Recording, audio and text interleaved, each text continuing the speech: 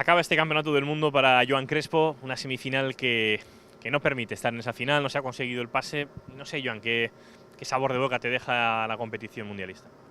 Bueno, ha sido una buena competición, ha habido fallos, he tenido un par de toques que me dejan lejos de la final, pero aún y todo creo que el rendimiento ha sido bueno, el trabajo durante la temporada ha sido muy bueno y el enfoque que le estamos dando a la competición creo que está ayudando a progresar.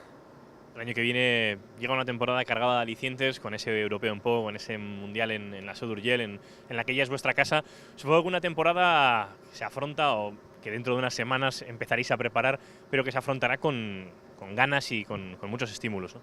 Pues sí, la verdad es que la temporada que viene es una temporada llena de retos.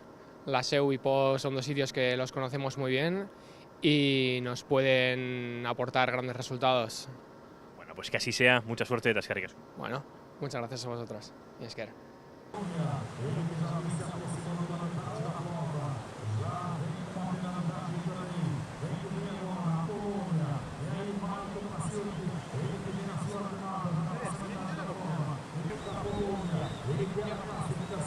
Para conseguir a classificação, tem que fazer ali pelo menos 96 gols.